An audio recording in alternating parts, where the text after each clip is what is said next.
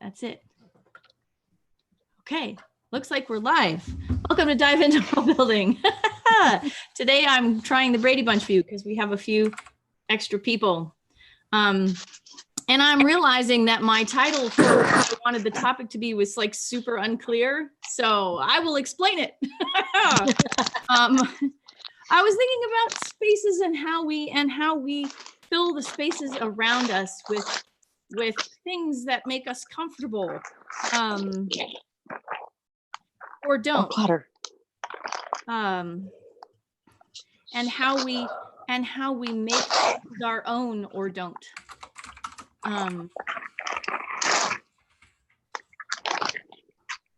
And yeah, I think it came out of, you know how we were talking about white rooms before. Ooh. And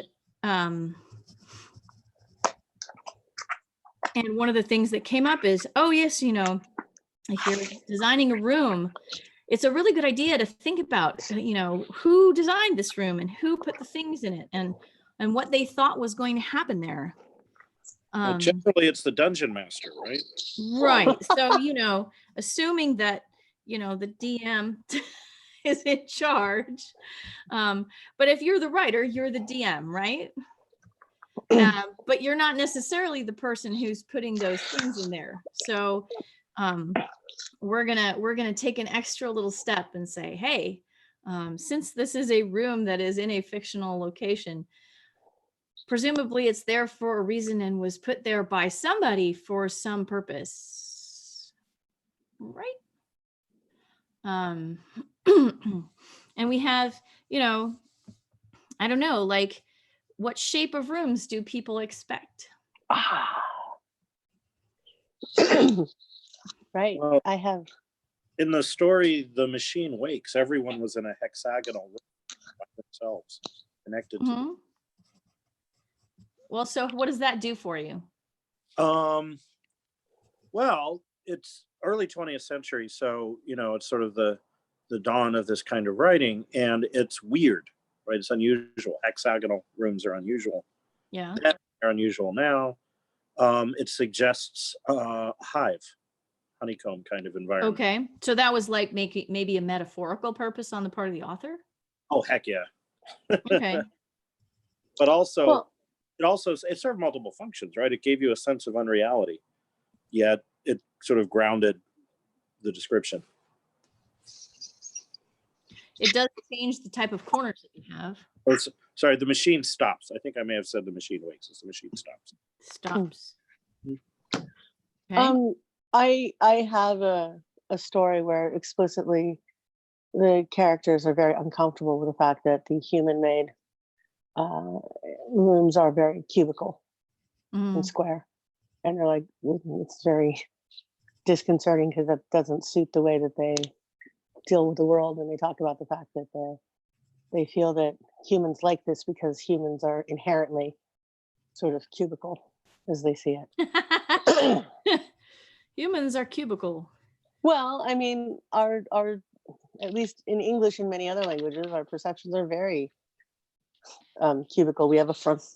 We think front, back, left, right, up, down is just, you know. Sure. Though not all of us do. Some of us, I mean, we cardinal directions, you know. Sure. But like even our cardinal directions are quadrilateral. Yeah. Yeah. And I actually haven't heard in the things that I have heard about people who use like quadrilateral, cardinal directions instead of left and right, relative direction. I haven't heard that they use a different system than the quadrilateral system. So. Yeah, I don't know. I don't know what they say about the hand I generally use to do a thing, right? Are they ambidextrous because they don't think that way? But actually, I find that hard to believe. The group that I'm thinking of is an Australian Aboriginal group. Right. And they just have, you know, whatever. So like, you know, your north hand Right, but it's not normally it's not always your north hand, right? Right. Sometimes If it's you your were facing the northeast other hand. way, So, it would be your south hand, or, so what do they do with handedness is what I find interesting in that point. Yeah. Yeah. But so far as I know, they don't go with the hand that I use, as opposed to using the cardinal directions to describe which hand is Right. But like, I don't know as much about their discourse practices as I probably would I've like to. never seen it discussed. Mm-hmm. And that sounds really fascinating to me. Yeah. So that's definitely a thing. One of the things that I was working with in my recent work in progress is that I have different cities and they have different orientations. And so it actually affects the way that I think about how people move around. So for example, the city of Pelasmara is like a big stack of plates, right? But there are these broad, highly engineered spaces where you put buildings in them. Whereas Salimna is actually a river canyon. And so the sides are basically cliffs. And so you've got these vertically oriented stacked buildings on either side, which completely changes how I have to describe everything. And that's kind of odd. And then you have the city of Darenvel, which is in between Salimna and Pelasmara. And it's a place where there are no outside spaces because the entire place is holes and tunnels carved out of stone. So their buildings do not have outsides in Darenville. And it really changes the way you have to describe things and the way you have to talk about the way that people organize spaces and how they enter or exit places. It's been an interesting little exploration. Well, if you set something on a spaceship or a space station, it's also going to affect. Like in 2001, A Space Odyssey, the floors were visibly curved, right? In Babylon 5, they usually weren't because it's like 5 miles long. But it the outer rim where people lived had a higher, rotational fake gravity than closer to the center, and they make use of it. That's why it's like cheap real estate in what they call down below, because it was like 1.2 G's or something. And they had a train running through the middle, and at one point a character falls off the train, and that character Sheridan. Yeah. But that character's floating, but the ground is still moving relative to his trajectory. And when he hits, he's going to go splat really hard. So that becomes a plot point of that episode. We're not going to say how that ended. Spoilers. So, yes. So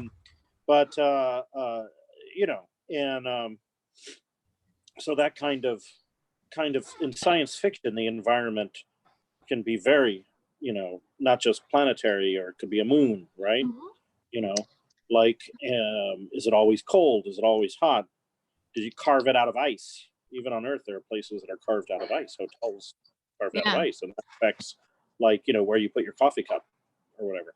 So, and then while I'm on the subject of alien planets, one of my favorite details of Forbidden Planet is the shape of the doors in the Krell underground structures, because the Morpheus, Professor Morpheus, who is the Prospero character, says, he doesn't know what the Krell looked like, but judging by their doors as compared to human doors, you can get an idea. And like, human doors are rectangles. Their doors were, pentagons, wide pentagons. So I was thinking in Plexus, in Julie Trinita's Clan Chronicles world, people will describe directions on how to get to a place as being 3/4 spinward, because of some aspect of the way the station works. don't have details of that, but if we're talking about directions and how a space affects the way how people talk about spaces that aren't up, down, left, right, north, south. So That's as much as I claim that humanity does this, island cultures often do inward and outward. Mm. And so the Hawaiian native system is Malka and Makai, which is hillward and oceanward. And on the Big Island, it's windward and leeward because there's a prevailing wind. Mm. So not so much north and south. So I think there is some north and south. I'm not clear, but I don't hear a lot of east and west because it's not as useful. Yeah, yeah. I have done talking about orbit wise and anti-orbit wise. And also, how do you demarcate how far a thing is or how fast a thing is going? We're so used to, something per hour. Oh, but yeah. hours are pretty arbitrary. So, Well, but in getting terms back of to measurements, that's a whole space. other hour. Getting back to space, though, I'm looking at like what is considered the space for a being, right? Mhm. Do beings have individual spaces? Are all spaces communal? If all spaces are communal, how big are they? How many go in that space? What's Mhm. claustrophobic and what's not? And a friend just sent me a picture of a bus stop right near them that was a classic illustration of the truism that fins all line up with 2 meters of space in between each other. Well, Americans will And- tend to sit in a row with space in between Yes. and then fill up the space. Yeah. So we have all these rules for how we fill up a space. Like how do you fill up a cafe, right? Mhm.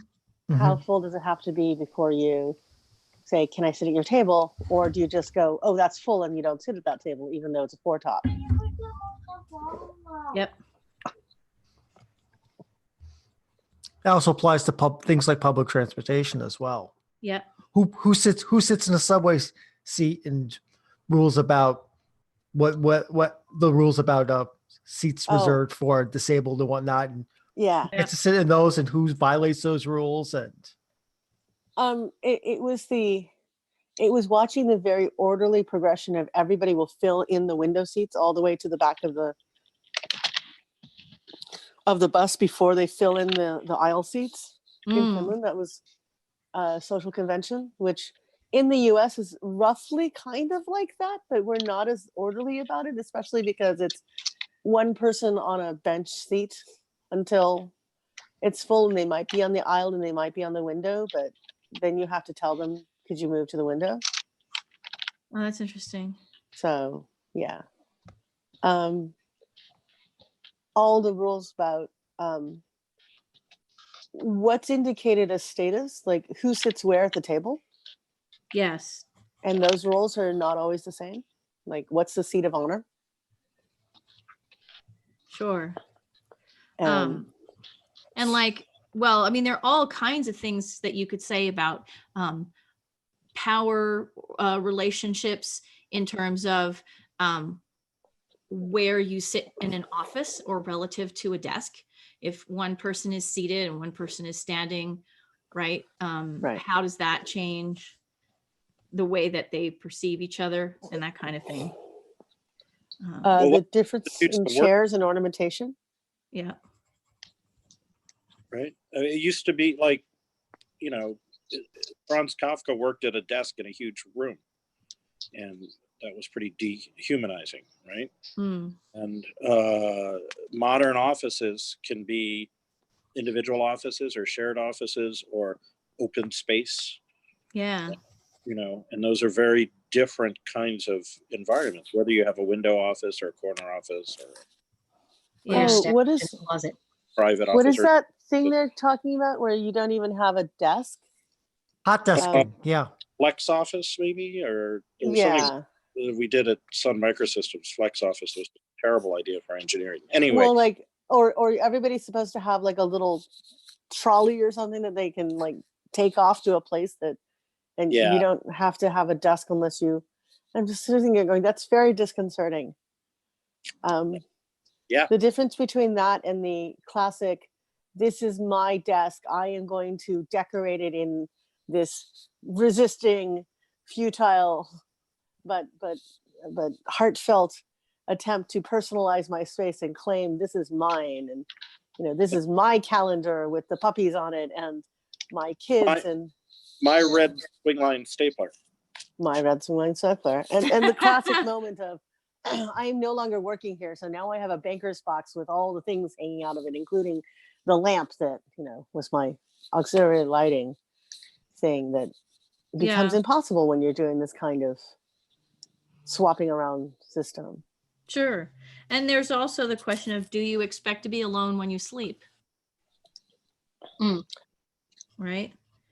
Do you expect to be off the floor when you sleep or not? Do you expect to be alone when you sleep in an inn, or do you expect strangers to be put in the same room and bed with you? Right? Because that was the thing that happened. Or do you share beds in the same room that, everybody's on their one little slab, but there's 15 of you in hostel style? Yep. Or are there 5 of you in one bed? Yeah. And some things are, there are cultural expectations that the married couple will, in some cultures, a married couple will share a bed in the same room. Right. And so that space will be, depending on them, on the couple, it'll be shared, or it'll be representative of one half of the couple or the other, or that sort of thing. Well, I mean, you can share when you have shared space. I am going to get this thought out. Okay. When you have shared space, it doesn't, you get a chance to negotiate who wants to be in charge of how the space is organized. And maybe somebody doesn't really care that much about how the space is organized, but the other person does, right? So I don't think that there's any, I think it's rather idiosyncratic who's in charge of how the space is organized. But I mean, for example, I know that when I met my husband, we were each in single dormitory rooms, and I had all kinds of art that I stuck all over the walls. And Tim had nothing except that he had an area where he had a billion little pictures of his family.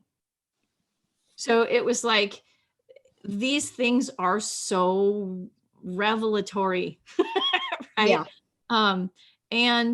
And at this point, you can tell that I'm the one who's in charge of managing the wall space behind me, right? Because there's art on it. On the other hand, we have another room in our house that has all the pictures of the family. So, right.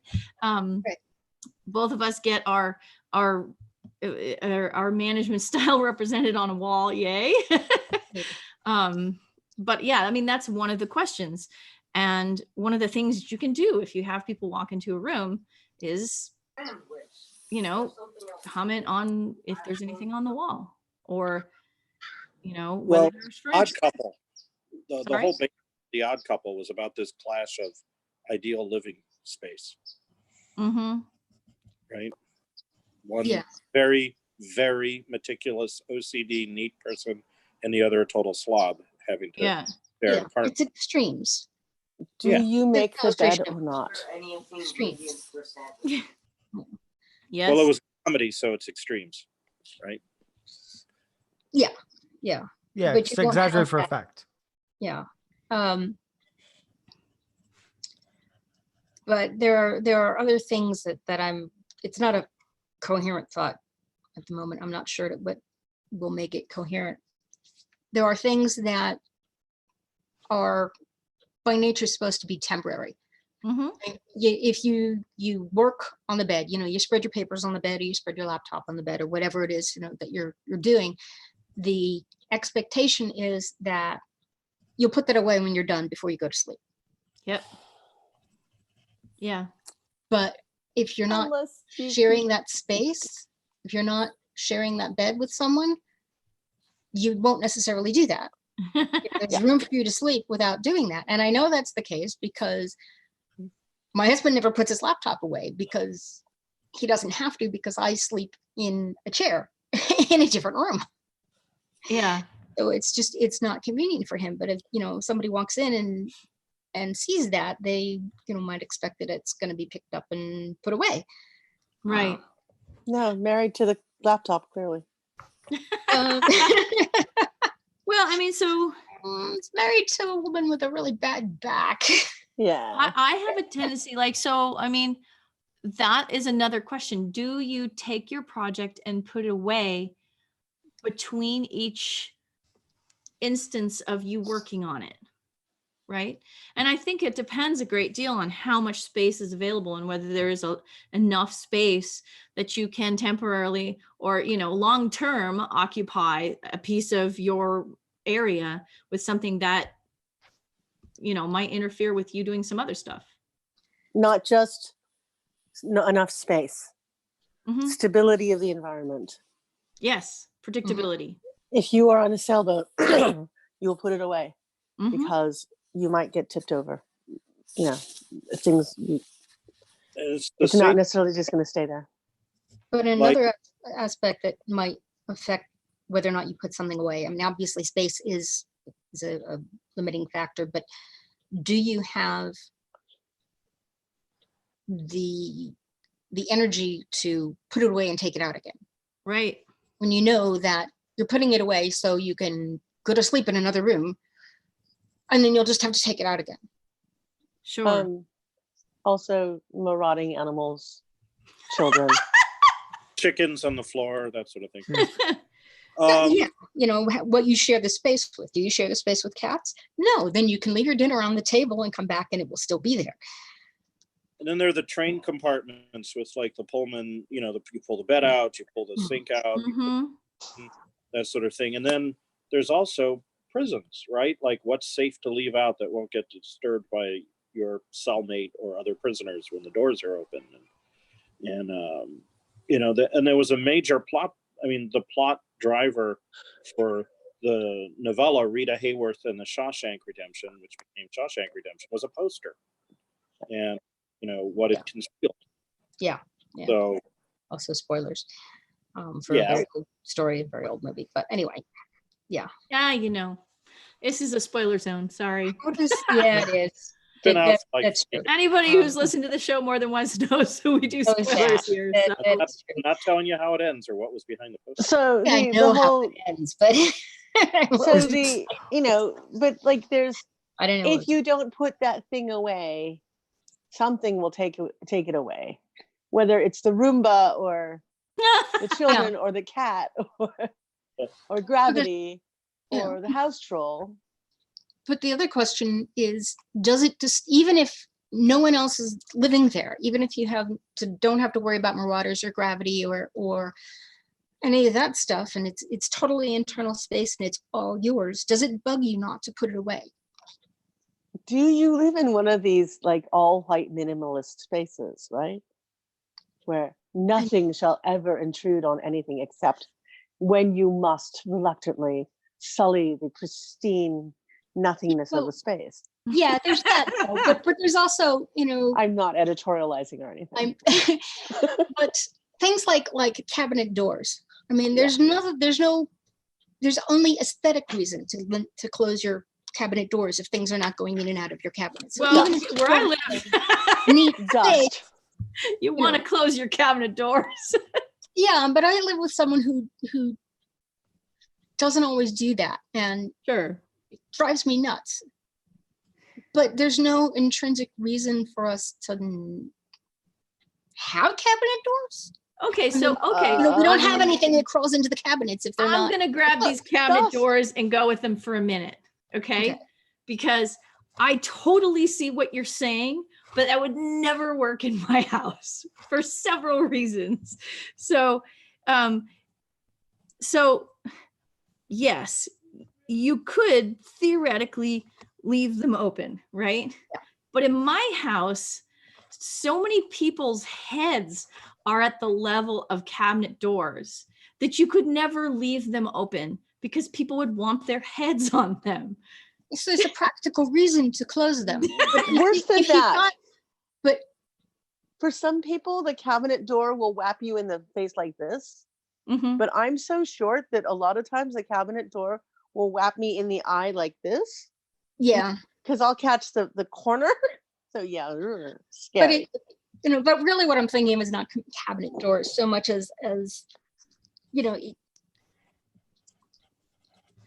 he doesn't have to put his laptop away, and he doesn't. Right. But what if he was somebody who was bugged by being out there, Well, so even though there's the question of, I think amplifying what Morgan's saying is, there's a question of out of sight, out of mind, Yeah. where once you put it away, you can't remember that you even have it anymore.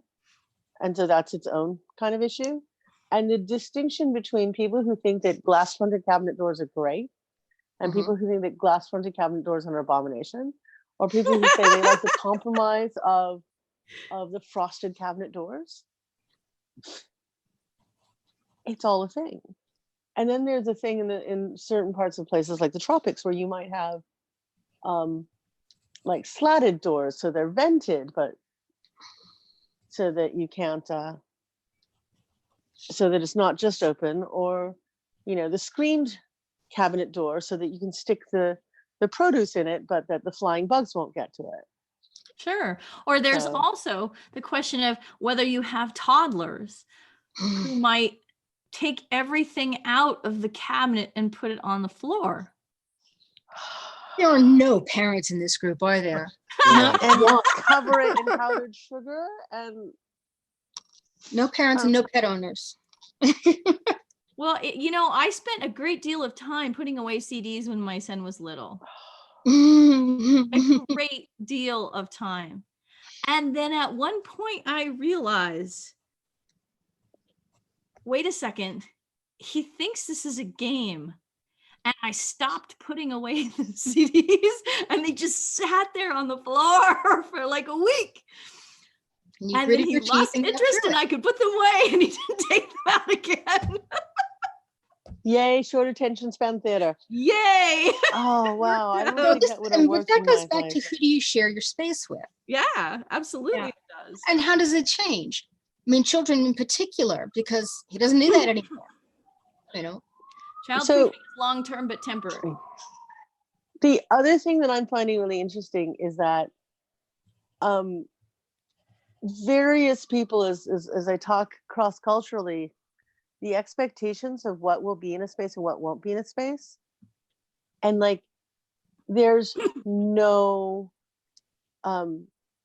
shoebox genkan arrangement in any place I've ever lived, and I find this emotionally unsettling because I want there to be a place that is clearly, this is where the outside begins and the shoes go there, Mm-hmm. versus this is the inside, which is the slipper or sock zone or barefoot zone. And none of these houses that I've lived in accommodate that. And in theory, I could like stick it on my porch, but I don't want to put the shoes in the freezing cold. Mhm. Then And they'll be so- cold when you put them on your feet. So that hasn't happened. And so there's a space next to the heater that I think I'm going to have to construct a small shoe cabinet in. But now I have to think about, if I were just going to accommodate me, the shoe cabinet would be a very different size than if I'm accommodating my friends whose feet may be, nearly twice the size of mine. So Well, I what is have this this really concept of what is a human person's space? I have a really lovely shoe cabinet that we had made, and it's totally insufficient for the number of shoes used by members of my household on a regular basis. So I finally broke down and bought a floor to ceiling shoe rack that has these little sort of spiky things on it, and you just hang the shoes on it. Yeah. And gosh, it's nice. I finally have a place to put the shoes so they're not just sort of mounding up on the floor. Well, So here's another question about spaces and accommodating things like practical things. I mean, your shoe rack has a delineation of space, but houses and apartments that are constructed without broom closets, with no spaces that could be used for broom closets, so that everybody needs, if you want to keep your space clean, if you want to use a broom and you have no broom closet, there are things, you have to keep it somewhere. And that might be a violation of your idea of how a space should look. Well, that goes back to the thing that I was sort of skirting past, which is, where is your washing machine if it is within your living space? Yeah. And so I was just looking at an international discussion, which was saying, oh yeah, British people put it in their kitchens, and that's so weird. Why would you want your kitchen to smell like laundry soap? It was in our kitchen when we lived in Japan. It was in our Small kitchen and in spaces. the other house, because it was in the cellar, which was not a finished basement, but an actual dirt floor cellar. And I was not gonna say, you really need to move it upstairs. So it was in the kitchen. The kitchen was big enough for that.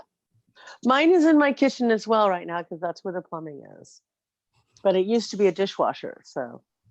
Well, we actually changed the location of our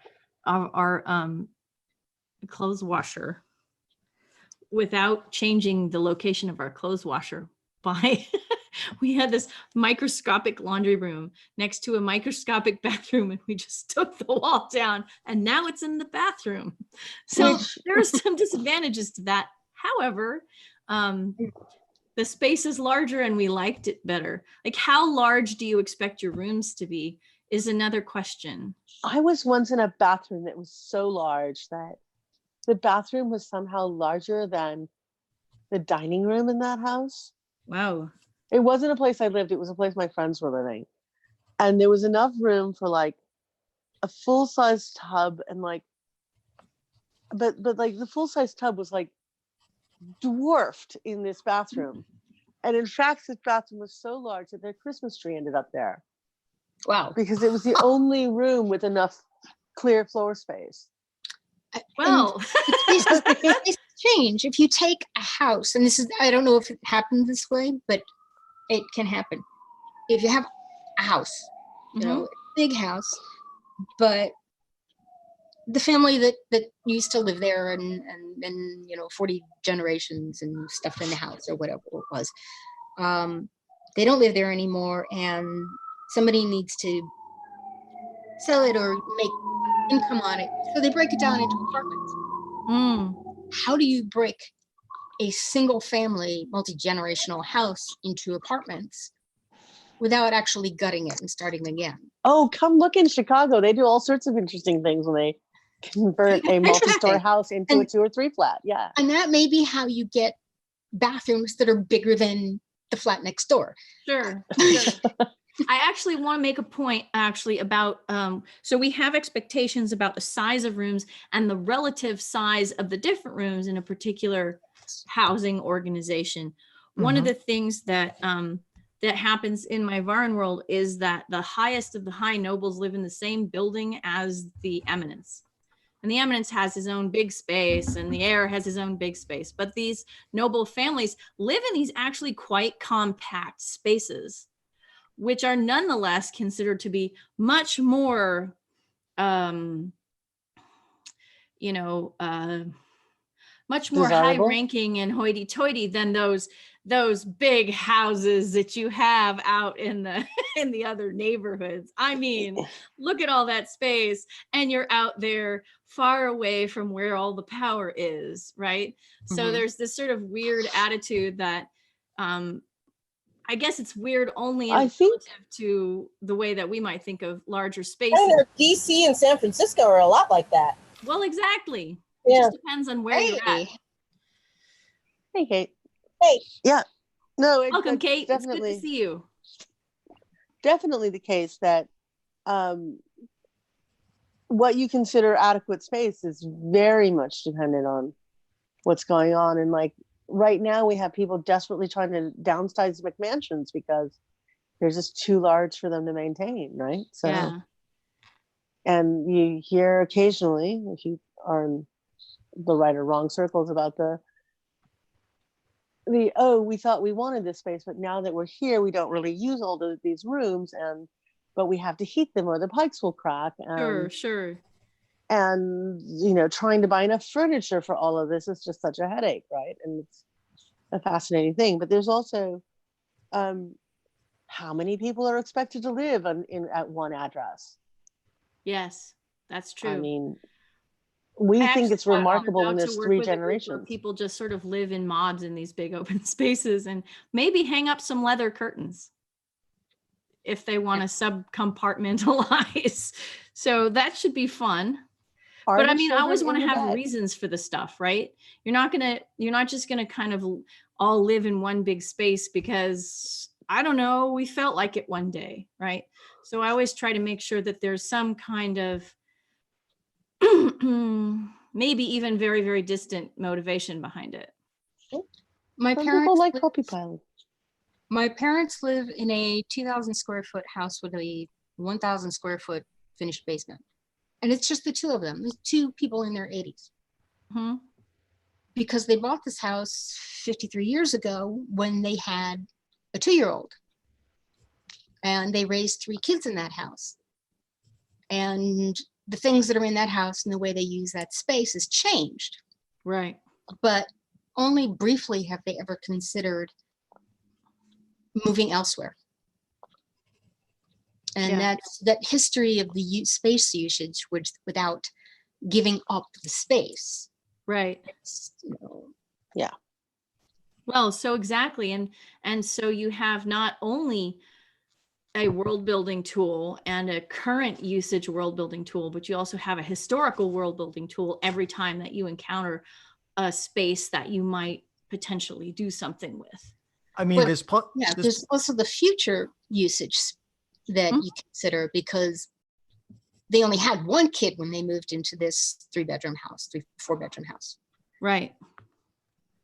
You want to think ahead sometimes to what you might need in the future. Paul, you something? Yeah, I was thinking of the classic fantasy trope of the deserted wing of the palace or the deserted tower. It's like spaces that haven't been used in decades or hundreds of years, just crawling with adventure because the space uses, as Morgan was saying, has changed over time and it's not needed, and other more recent areas have been built up, and so those areas get neglected, and so the lived portion of a large building can change over time, almost like a spotlight through the building. Yeah. Also, what's the demarcation between things like shops versus residences? Because I note that sometimes it's obvious where an author might have grown up or had more experience because of their ideas about how segregated the living spaces are compared to things like shops, or whether there are shops at all. Well, one thing that I had in a sensitivity reading is a person had a space habitat, but they had, and I know why they did it, but they had, it was done in single family homes and fields. And I was like, that's not how space is gonna work. We aren't gonna have vaulted ceilings in everybody's, little cubicle. Like, we have to look at the constraints of the world we've made and also adapt what our ideas were for it. And I understand that you were trying to get to a reference space for your audience, and it comes up with a whole ideas of patriotism and nationalism and how we do our things that way, the rolling hills and all that. Yeah. But it's still not gonna work in a space. Yeah. Makes sense. I had a whole discussion about kitchens and what it implies about what's outside the kitchen. Mm-hmm. because if the fridge is really small, then you're going shopping more often. Mm. Or maybe you have a root cellar. I actually saw an actual root cellar for the first time this year, and it was kind of a startlement to me because I lived in no basement land all of my childhood, and then I finally adapted to the idea that there were basements, and then that some people put lots and lots of jarred goods and canned goods in the basement, but this was an actual root cellar of this is a cool, 12 months a year, relatively stable temperature environment. And this is where the potatoes live. That's where the potatoes live. That's a very good way of putting it. Yes. I actually, I put a spring house in one of my stories. What? Have you guys ever been in a spring house? Yes. I think they're so cool. It's like, yes, we have our own built-in refrigerator, even though we don't have a refrigerator because those are not a thing. Mm-hmm. I thought, yeah. So anyway, you know what a dog trot is? Hmm? You know what a dog trot is? Sure. I can't understand you, so no. Oh, a dog trot. A dog trot. Okay. When you had kitchens that were separate from the living space because they give off so much heat, really common in the South, you would have the main oven and kitchen space would be a separate building. Ah, okay. And it would be joined to the rest of the house by a covered walkway. Yeah. And that is a dog trot. Oh, wow. See, I didn't know that. No, I didn't know that either. The two buildings where I work, we have a covered walkway between the two. Now I have a new phrase to describe that.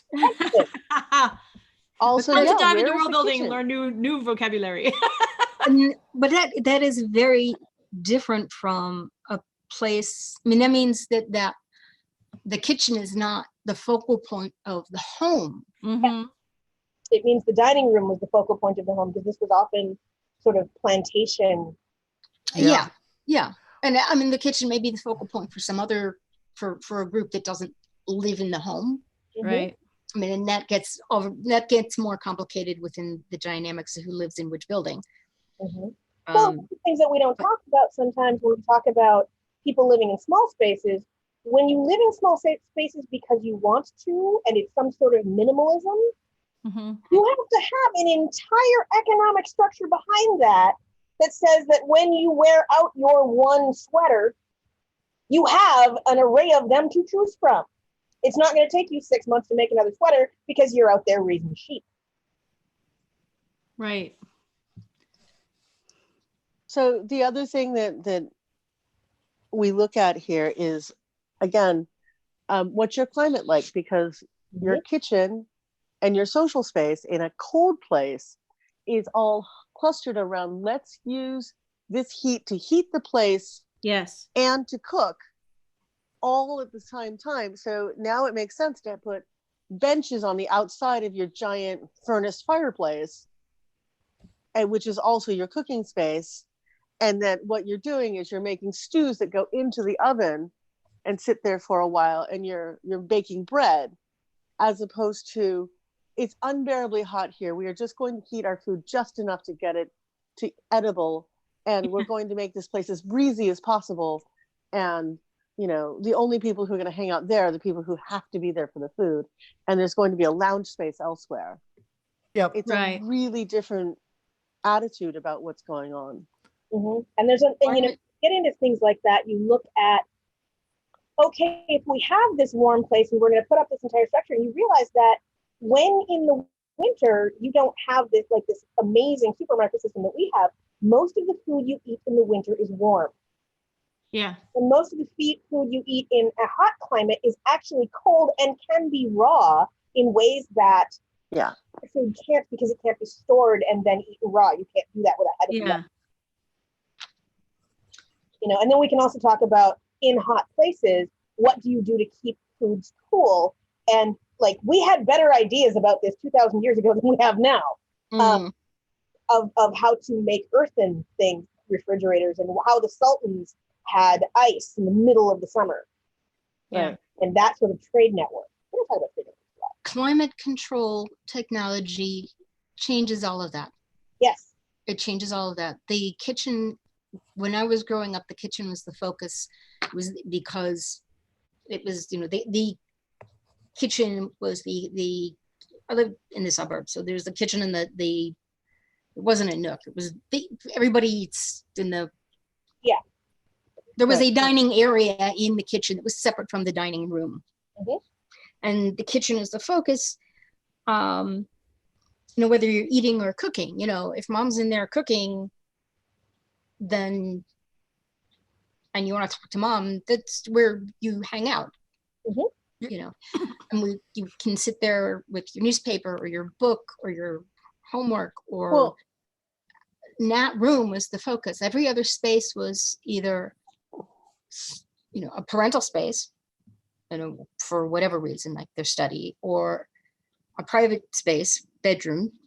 There was kids space where we were expected to have our kid stuff going on.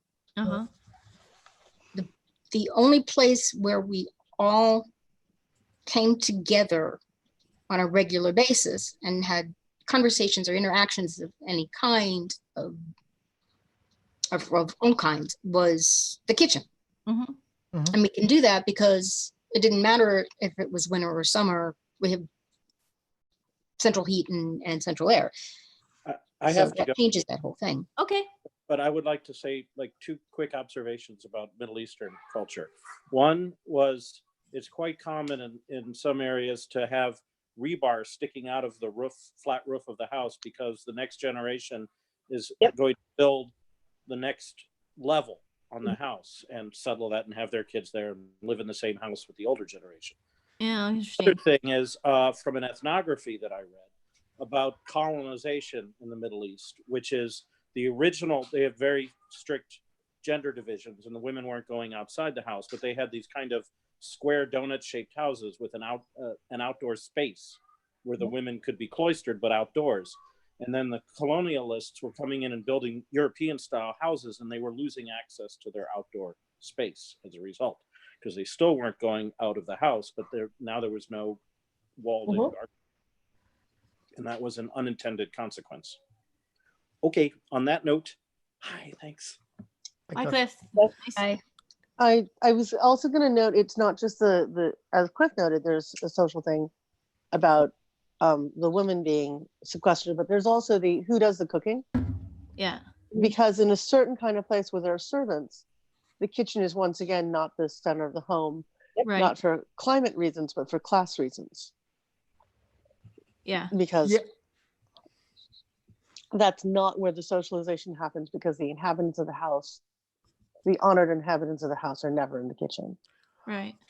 Right. I want to talk about tea houses in Nepal, because I've just been to Nepal, and I noticed, Nice. well, you had the main room, but that's where almost all the action happened. I mean, the sleeping rooms weren't heated, so you didn't really hang out there. You hung out in the main room, which had the nice central heat. You had windows around, the benches all surrounding that heat, so you could see outside, you could stay warm, and that's where everybody kind of like spent once we got a tea house, that's where we spent most of our time. We didn't go to our rooms are cold. We stayed in the main room. But I noticed the Sherpas that had gone with us, they mostly hung out in the kitchen. Right. That's where they socialized. I mean, every so often they would come out into the main room and do their thing together, but often the times they were off in the kitchen talking with the people cooking and making food. Yeah. Sure. And and I think language is also involved in where people are going, right? Yes, absolutely. You beat me to that. Yes, it's because they can speak the local language and we can't, so they can talk to the kitchen staff, whereas we couldn't. Kate, you were going to say something? I think there's also a moment of there were microclimates within that in ways that we kind of don't have now.